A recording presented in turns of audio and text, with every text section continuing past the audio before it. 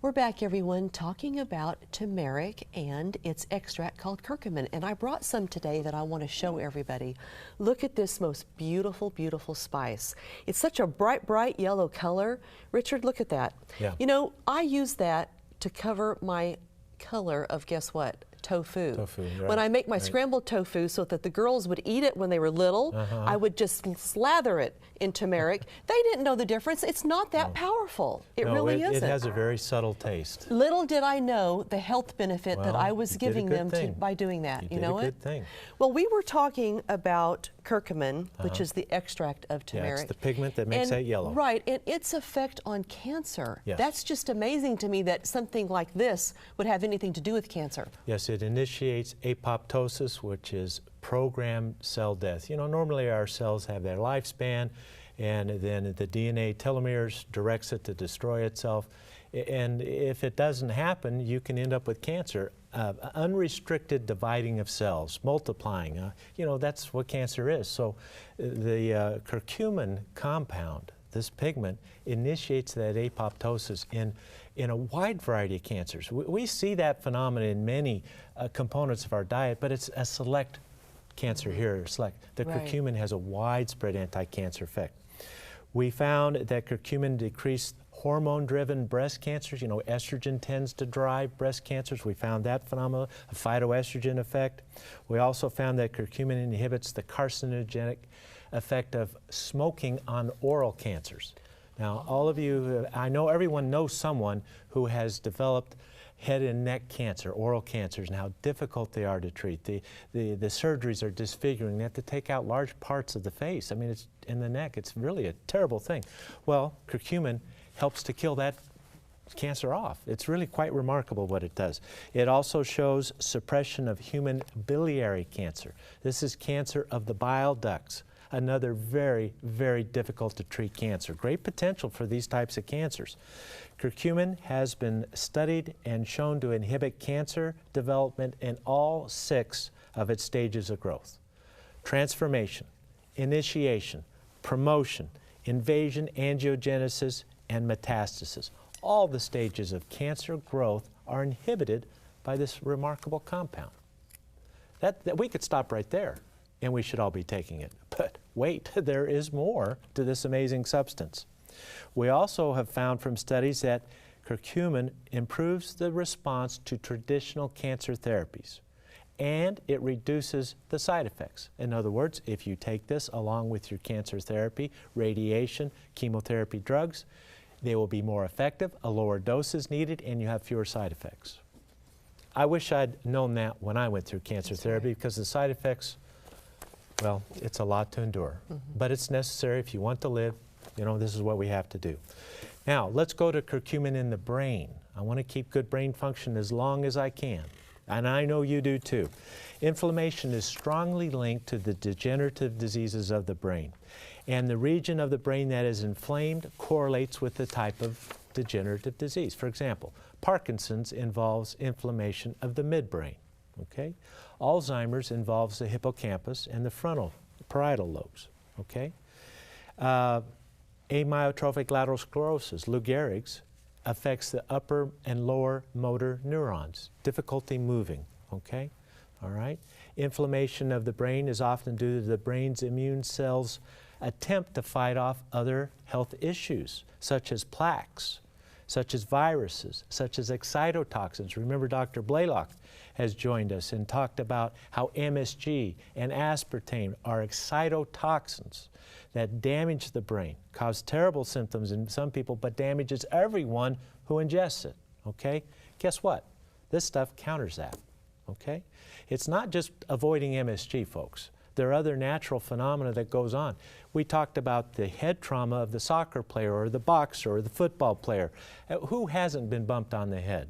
We're learning a lot more about the damaging effect years later from head trauma. That's an excitotoxin-induced head or brain damage. And it comes from the microglial cells, the immune cells of the immune system.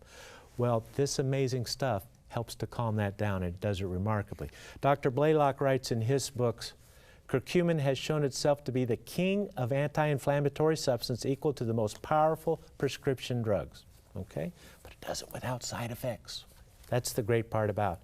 Curcumin suppresses inflammation by downregulating the eicosanoid pathway, thereby minimizing the damages of omega-6 oils. Let me explain quickly.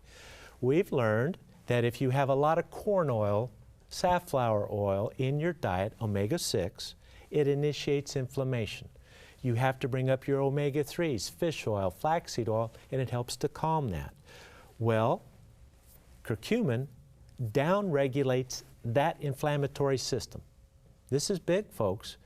This inflammatory pathway through the eicosanoid pathway is a major player in degenerative disease, and this stuff helps prevent that. Combining magnesium with curcumin protects the brain from injury during a stroke or during brain surgery with 50% less damage. Let's say you have a stroke. If you look on the MRI, you'll see a spot, say a golf ball size, of damage. If you had received curcumin with the initiation of that stroke, it would have been half of that size. Okay? This is big. This is the difference between disability and carrying on life after stroke. And you may say, well, we don't have stroke in our family. I'm not at risk for stroke. Aging causes tiny little strokes, the size of the head of a pin. And we all get this with aging if we have a lot of free radical damage, okay? Curcumin helps to prevent that by 50% decline. Add a little magnesium to it, and you really improve this result. Are you beginning to see the power of this stuff? And this is not my opinion. I express my opinions on this program all the time, but this is right out of the literature, folks. All right, curcumin reduces amyloid formation in the brain by 8 different mechanisms. Amyloid toxicity, autoimmune disease, amyloidosis. If you've heard of it, you know how serious it is. Curcumin is also effective in preserving brain function. We mentioned that the Indian population of the subcontinent of South Asia, 1/4 the rate of Alzheimer's disease, and it is thought to be due to this substance. Curcumin with vitamin D lessens Alzheimer's disease plaques, okay? Seniors who ingest curcumin daily score better on mini mental state exam. You go to the doctor and there's questions about grandmother's mental state. Is Alzheimer's coming on? Well, the doctor can do a quick 3 to 5 minute little survey asking questions, count backwards by 7s, this type of thing. I'm going to show you 3 objects, a coffee cup, a pen, and a ring. And then I'm going to ask you in 5 minutes what those were. Can you recall? That's basically what we're doing with the mini mental state exam. If you're on curcumin, you do better.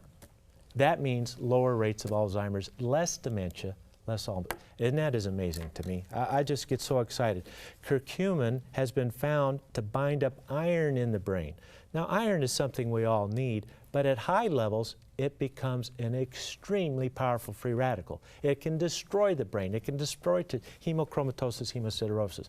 And remember, all of our experts say, be careful with iron. If you're not low in it, don't take extra. You don't need that because it's so damaging. Well, curcumin binds up that iron and prevents that phenomena. Isn't that amazing? Let's see what else. Increases the levels of the important antioxidant glutathione, one of your master antioxidants. It binds up dangerous free radicals in the brain for you scientists by the 4-HNE and the peroxynitrite system. These are very damaging free radical initiators in the brain, and it helps to calm that. Pretty heady stuff, but the end result is something we can all understand, right, Cindy? Because you got to keep me in check on this science, because I can go way off in left field, and I don't want to do that, okay? Now, here's a very important one. The aging brain generates less energy than a young brain. The brain is only 5% of our body weight, but it uses 20% of the energy of our body. It is immensely active. The brain is always working, even when we're asleep. We know this now. Well, guess what? If you are taking curcumin, you will create 158% more energy in the brain. The slow brain of aging, the dullness of aging, that's what this helps. Keeps that ATP flowing into the brain. It gets into the brain and helps with that process. Isn't that amazing? See, I am particularly concerned about this because in my family, on my father's side, Alzheimer's disease is rampant. I want to be the first Becker in 3 generations to not die of Alzheimer's disease. And this is one of the ways we're going to do that, okay?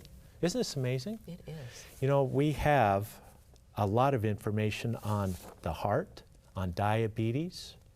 We have more on curcumin in the lungs. And we're going to get into this when we return. We've got to do it justice.